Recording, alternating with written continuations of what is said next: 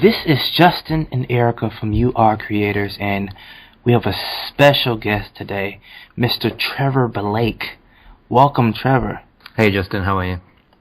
Very well, very well. Okay, so just to give you all a little information about Mr. Blake, Trevor. Trevor Blake is a New York Times best-selling author. He's a serial entrepreneur who happens to be very successful. He's also a self-made millionaire. He grew up in poverty. He's a philanthropist. He has a degree in radiation physics and nuclear medicine. He's also worked as a senior therapeutic radiographer in one of the UK's busiest cancer treatment hospitals. His first company, Quality of Life Medical, was America's most successful non-employer business in history. He sold this business in 2010 for over $1 million. Trevor is also the author of 3 Simple Steps, A Map to Success in Business and Life, which earned the status of the New York Times bestseller list. Trevor has a new book, The 4% Mindset, which will be coming out really soon.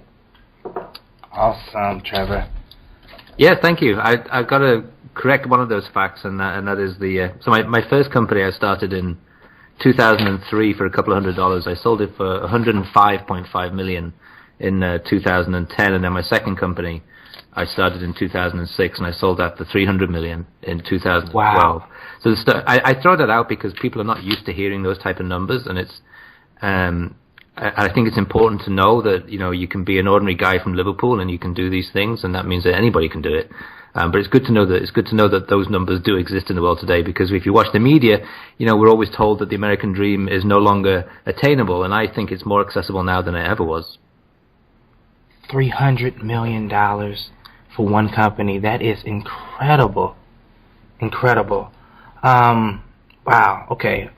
Where do we start? So many questions we want to ask you. So many questions. Tell us just a little bit more about your background. Well, I was born in Liverpool, and you mentioned I was born into poverty, and that makes you smile, because these days everybody tries to outdo each other in the poverty stakes. It's like a Monty Python sketch. But my father was out to work my whole life. And we lived on welfare. My mother was given 6 months to live when I was 8 years old, and she was an amazing woman. I credit all of my success to the lessons that she taught me and the lessons my father taught me. They showed me both sides of the coin, the side of giving up and the side of not giving up. My mother refused to accept that prognosis, and so she fought for 14 years to stay alive long enough to see her 3 children leave the nest and live, hopefully successful lives. Just an incredibly inspiring woman. And her story is the first chapter of the book you mentioned, which is 3 Simple Steps.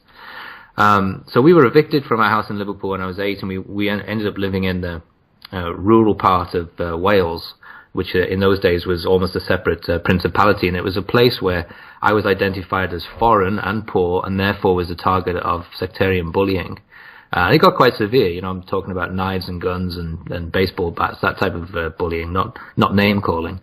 And I fought when I could, and I ran when I could, and in the end I thought the easiest thing to do was to stay out of everybody's way. So when I knew that the gangs were looking for me, I would hide in the public library in town, and that's a place I knew they would never go. And I got to know the librarians really well. And at the back of this library, in the reference section, they had a whole shelf of autobiographies. And so I just started reading these autobiographies, and they just inspired me. They changed my life. People like C.J. Walker, obviously people that are well known here in America, like Henry Ford and Colt, and some of my personal heroes like Einstein.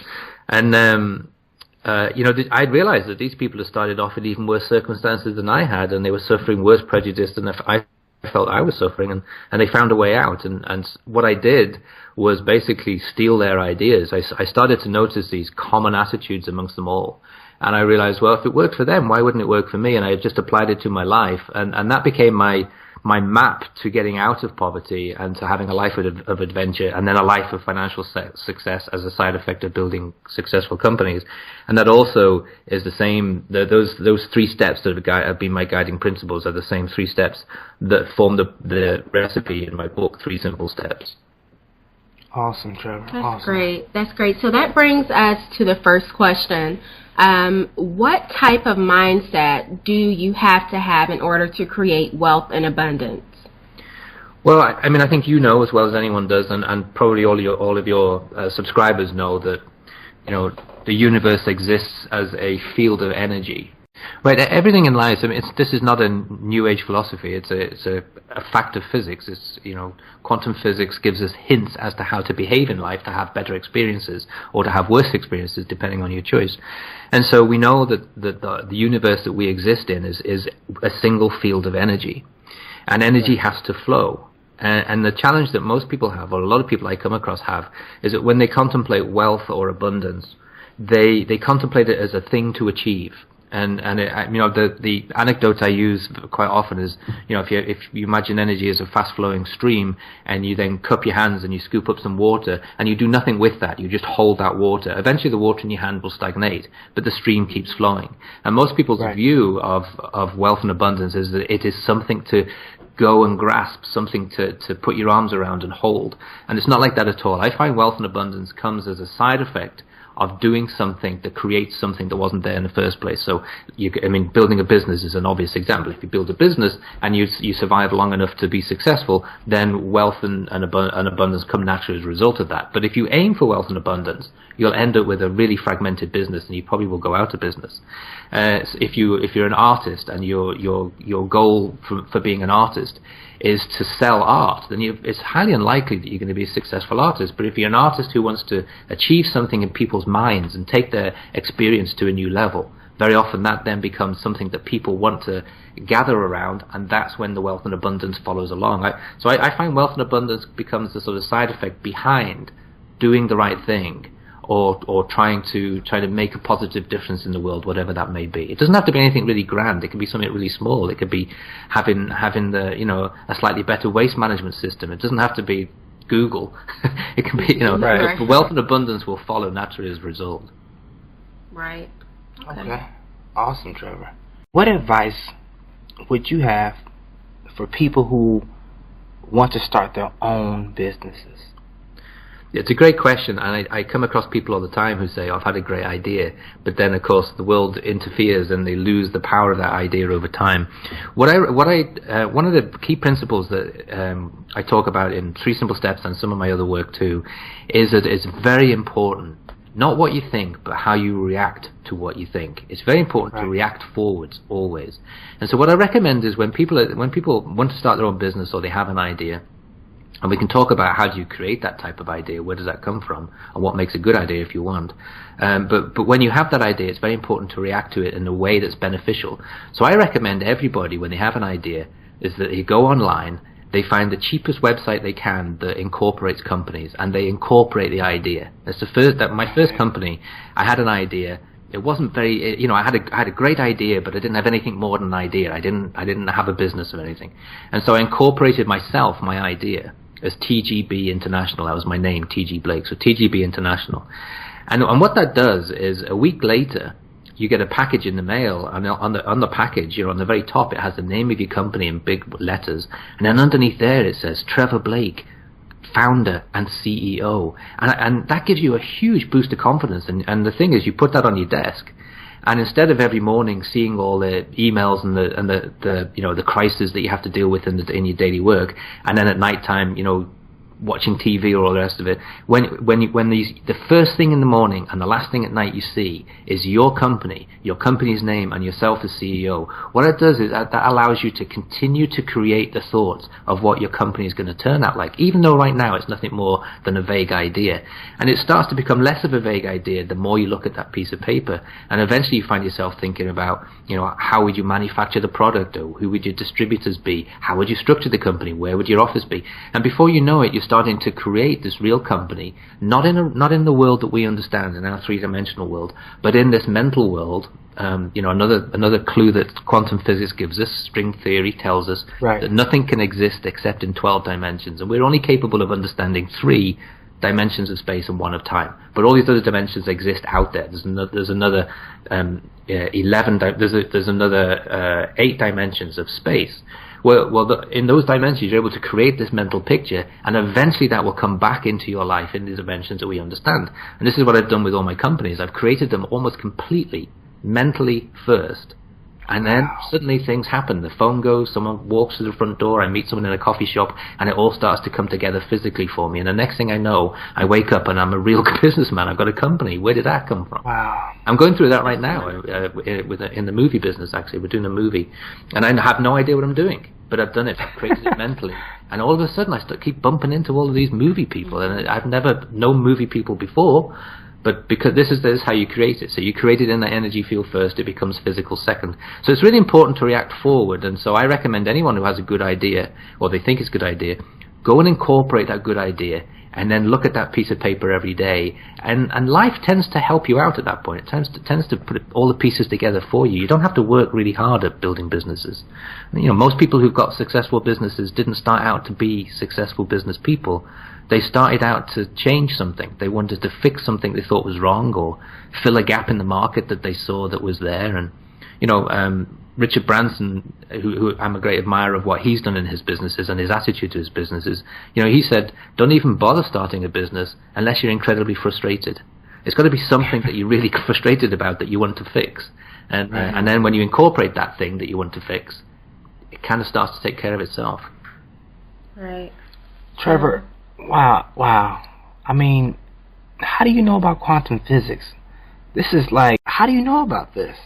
Well, I tell you, it again came somewhat by chance. So I was planning to join the military. I went to Royal Naval Officer College, and I needed a certain level of physics qualification to qualify to get in. And I was in a comprehensive school in Wales, in a class of 45, and the physics teacher's idea of teaching was to walk in through the door, turn his back on the class, and then start writing with chalk on the blackboard. He had 3 big blackboards, and if you couldn't write fast enough and couldn't keep up with him, you missed half the lesson. Not that it was a lesson, but he missed half of what he was writing, because he then moved the board over and onto the second board.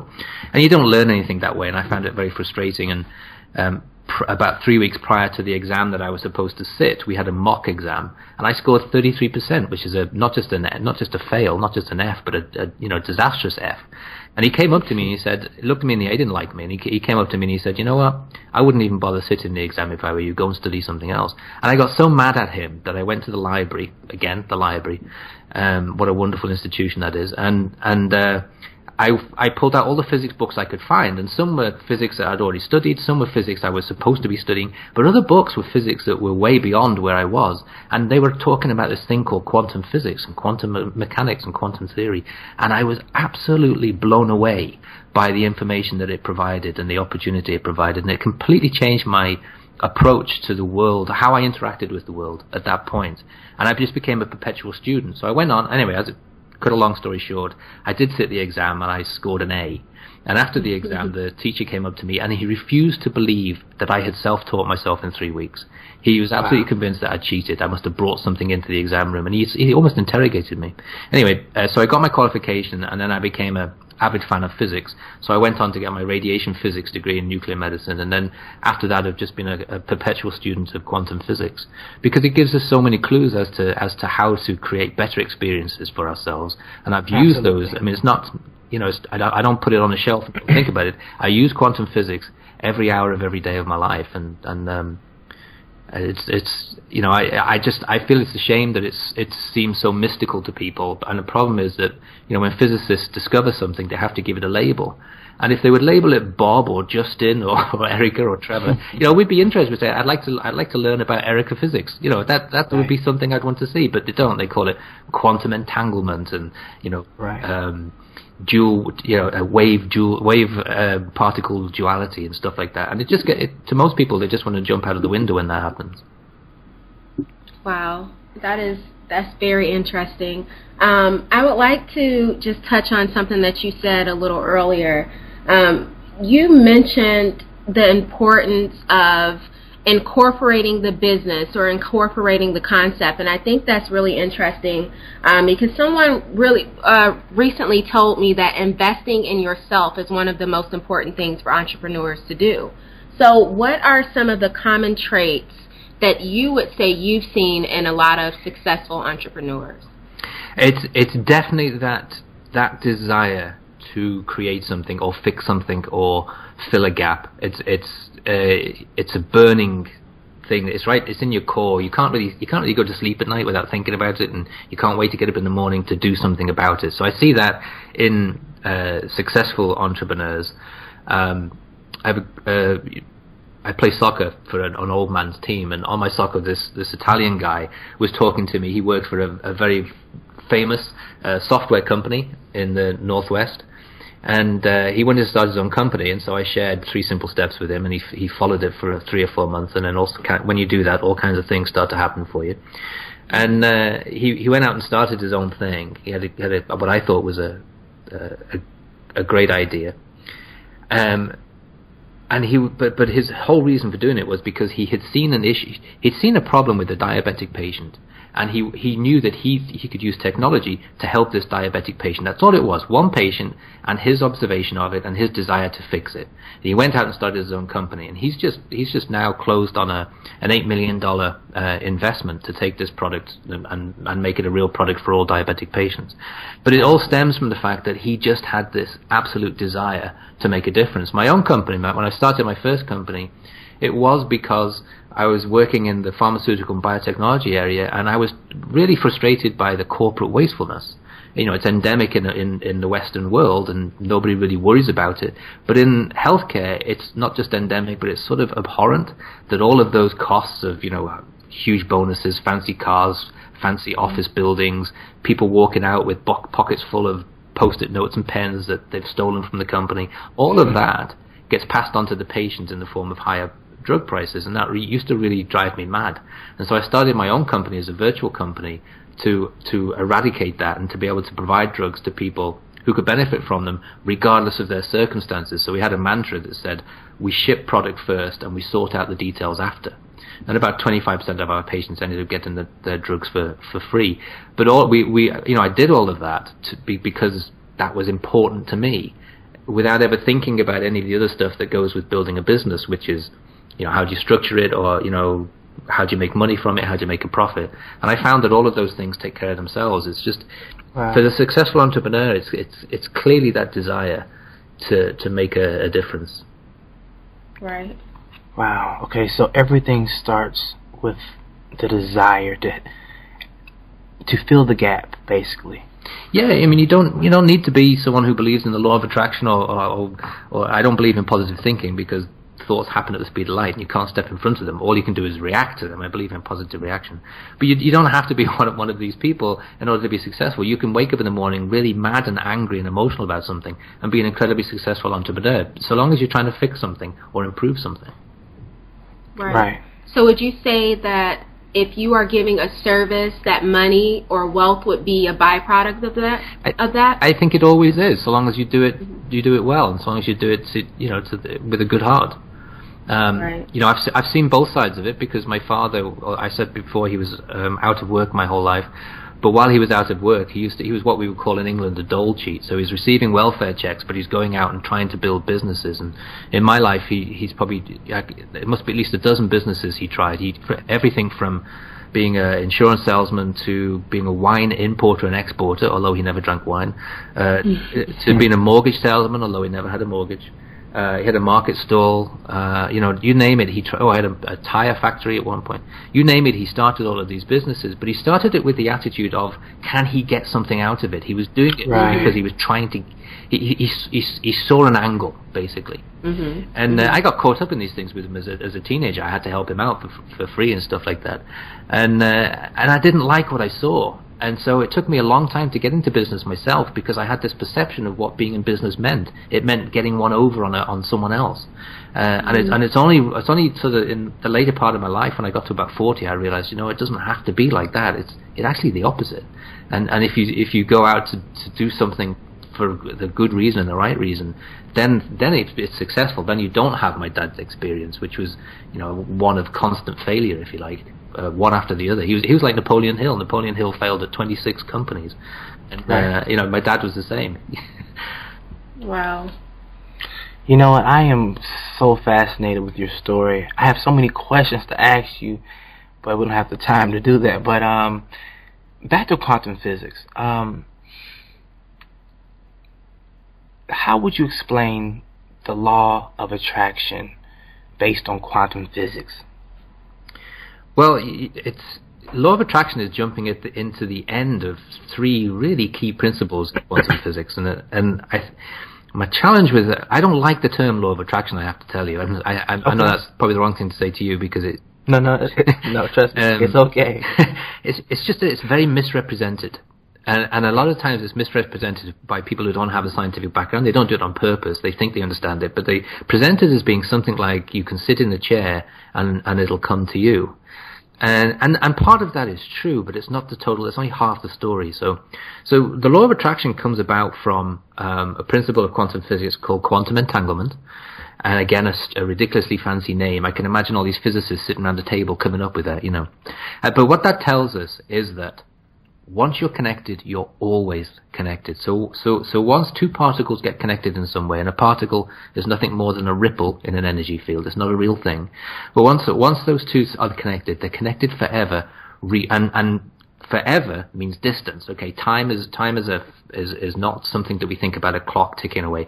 Time is distance. So say go back to the Big Bang, you go back billions of years. You go out to the ends of the universe, you go forward billions of years. Okay, so that stretch is time.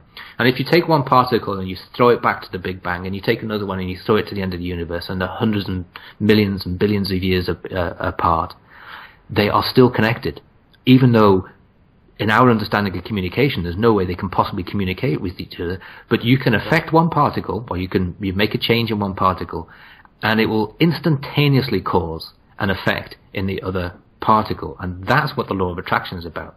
So the law of attraction says what you focus upon, you affect. And so the way it's portrayed is that, okay, you sit in your chair and you daydream and it'll eventually come to you. But unfortunately, if you don't understand the importance of the illusion of time, then you're going to sit in a chair for an awful long time. It will come to you eventually, but it might take millions of years. And people aren't prepared to wait that long. They want this thing tomorrow. They're fed up with their life. They say, I want a better life. I want to improve it tomorrow. Well, you have to mix the law of attraction then with the power of intention. And it's not right to separate those two because they're part of the same quantum physics law of entanglement. And to avoid making any of it complicated, the simple law is where your attention goes, energy grows. Right. And so if you're focusing on what you don't want, you're going to get more of what you don't want. So if you're thinking about the debt you're in, if you think about the weight you want to lose, you're going to end up having to lose more weight, and you're going to end up being in more debt. If you're focusing instead about a cash-rich future or being trim, slim, and fit, then you're going to be slim, trim, and fit, and you're going to have a financial future that you want. And so the principle is to focus entirely on what you want and stop focusing on what you don't want. And you hear this from a lot of self-help people like Wayne Dyer. He says it and understands it, but doesn't really understand the physics behind it. And that's okay. Right. But the second part of all of that is to understand the illusion of time. So if you can understand that there's no such thing as time because we can stretch from beginning to end, then you could, if you are focusing on what you want, but you imagine that what you want has already arrived, then you start to bring it into your life. And that's the piece that's missing in law of attraction sometimes, is that people don't understand that you can affect time. So you go forward in your mind and you say, okay, right now I'd say, okay, I want to be a billionaire. Instead of saying I want to be a billionaire, because I'll always want to be a billionaire, I change my mindset and I say I am a billionaire, I was a billionaire, and this is how my lifestyle was when I was a billionaire. And you start to use your imagination to create this sort of ideal lifestyle in your head that matches the dream that you have.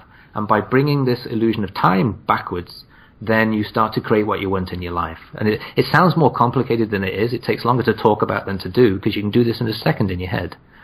So my 3 simple steps, the book 3 Simple Steps, explains all of this and how intentions, why people get so frustrated setting goals and intentions and with the law of attraction is because they miss this critical piece of time. And so when you match that third step to the other 2 steps, then you get a recipe that works. Trevor, wow. I can listen to you talk all day. This is wonderful. This is exactly what I needed to hear personally, and I know that my listeners will love this information. Wow, okay. So many questions. Okay, wow. So, how does it feel to be worth that much money, Trevor? I don't think about it, and I might be naive in saying that I don't think it's ever changed me. The only thing it changes is obviously it gives you more confidence. Right. I don't know. I never really think about it. I just Wow. It's just you know, it's funny. The interesting thing is you just get comfortable. You just get more comfortable as time goes by. Now, one of the things that is important, you know, when I first started off, obviously I had all of these dreams, and I imagined having my own company and it being incredibly successful, and making all the investors happy and making all of these patients happy and all the rest of it. In order to achieve that, you really have to start to create the illusion in your brain of it already happening. This is what we just talked about with these two principles, right. Power of intention, law of attraction. In order to make that comfortable, you have to put yourself in a position as well. You can't just sit in the chair and do it. So let's think of a simple example. Okay, let's imagine that one of your listeners doesn't like where they live, and they dream of living in a luxury house on a beach somewhere. Well, if you sit in the chair and imagine it, it might take a long time before you get the feeling of what that life would feel like.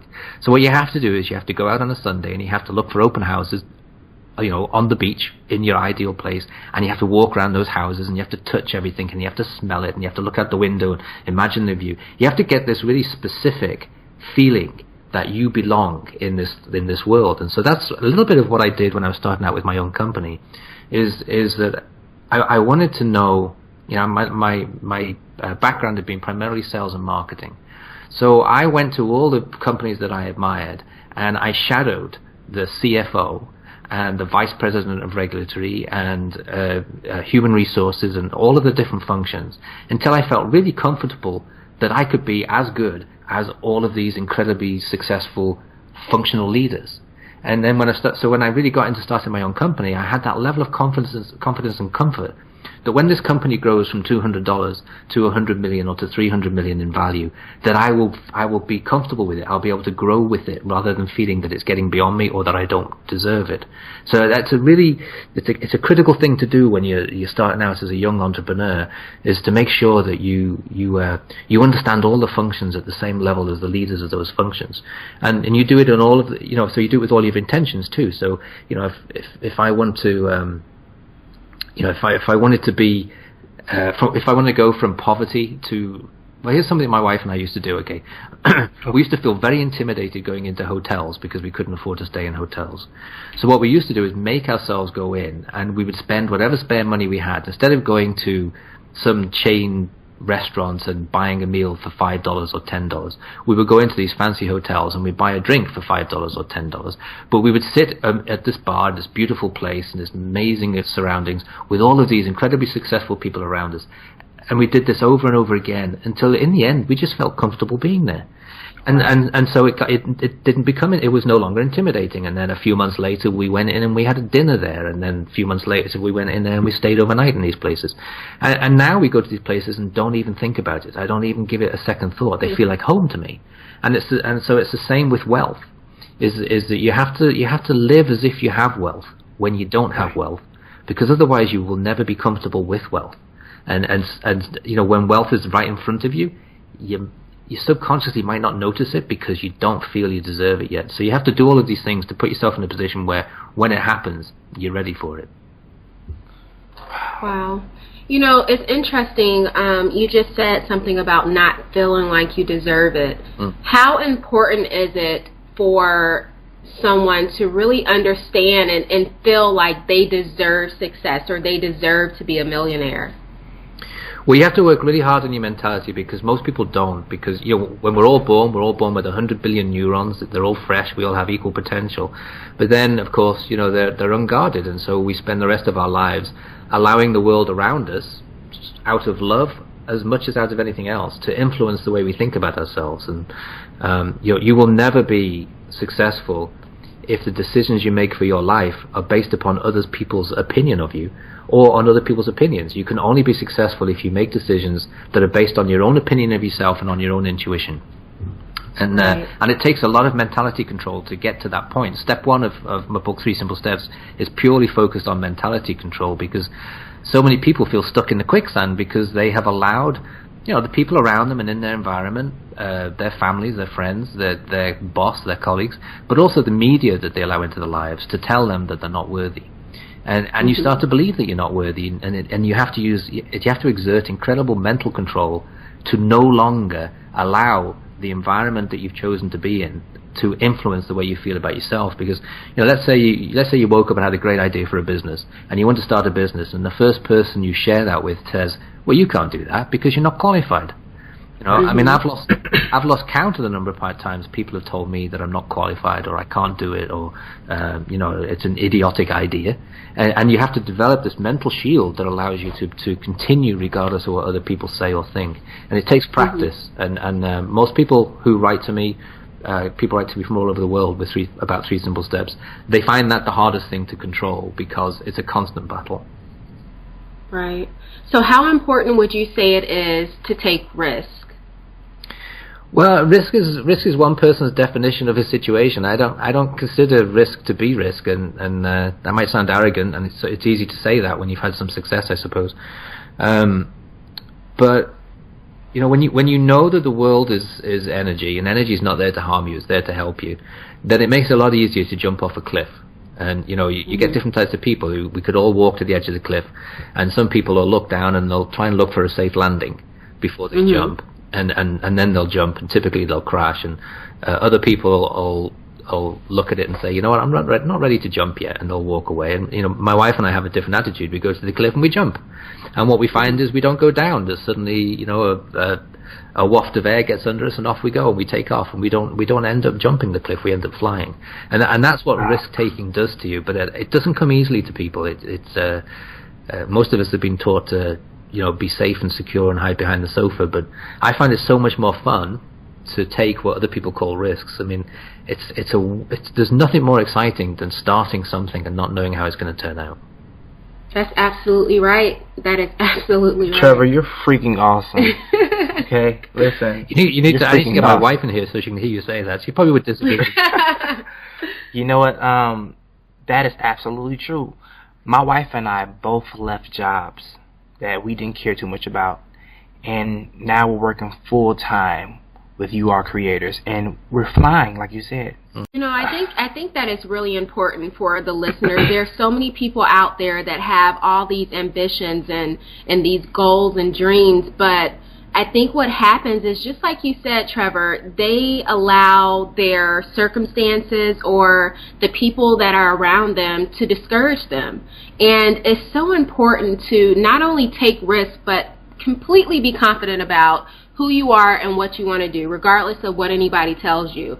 I've spoken with a lot of entrepreneurs or consultants or whatever you want to call them recently and lately, and they've been saying the same things that you've said. And it's so important, if you're in a job that you don't like, or you're in a career that you hate going to this job every day, it's kind of like you have to take a step back and say, why am I doing this?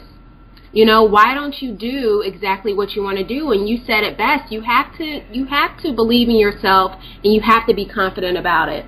Well, and life isn't meant to be complicated. I think life's meant to be more of a joy. We make it complicated because we analyze too much as humans, and the world's not there to give you a hard time. So if you go into work and your stomach sinks, and I mean, I've done that. I had a job I didn't enjoy, and I felt like dead man walking in the morning when I parked my bike. I couldn't afford a car in those days, and I parked my bike and I walked through the locker rooms and up the corridor to where I had to work.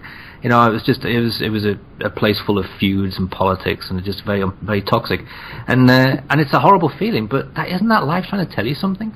I mean, if you were in the right place, life would make you feel really great, and you'd feel happy, and you'd be excited. So it's not complicated. You just have to learn to trust your instincts. And if you wake up and you have that feeling of this isn't right, this isn't where I'm supposed to be, then it's time to be somewhere else. Because life's not supposed to be miserable. It's supposed to be a joy. Right. That's absolutely right. Well, Trevor, thank you so much for being on You Are Creators. You are fantastic. And before you go, Trevor, let me just ask you about your new book, The 4%. Is that out yet, or is that coming out soon? No, I've got a publishing contract, and it's up to them. When you sign these contracts, they say they'll publish it within the next 2 years. So I really don't know when it's coming out, and I tend to let these things go, and I don't, once I've signed the contract, off it goes. Life will fill in the details, and it'll work itself out. So I don't know. Sometime this year, maybe. But you can read a little bit about it. 3simplesteps.com, that's all 3 words, 3simplesteps.com, can get anybody to you can read the first chapter of 3 Simple Steps for free, and the first chapter of the 4% Company for free. Okay. And so, that's easy to do for people. Okay, wonderful. And I would also like to let the listeners know that Trevor also offers a webinar, and the name of that is The Physics of Success, and you can find that at thephysicsofsuccess.net. Thank you. Yes, we just started it, actually. I wasn't planning to do it until next year, but people keep asking for it, so we're going to do it. It's a lot of fun. There's nothing like it anywhere. It's never been done before. It's quite a exciting course, I think. Most people are going to be blown away by it. Yeah, I bet. Well, thank you so much, Trevor. We really enjoyed you. We've got a vast of different information and knowledge from you, so we really appreciate that. Thank you. It was fun talking to you, and I appreciate the questions. One last thing. What is some lasting advice you will leave our listeners? Simply, it is never too late, and it's never the wrong time to reinvent yourself. Well, Trevor, you're awesome. Thank you so much. This is Justin and Erica from You Are Creators, and we support your dreams.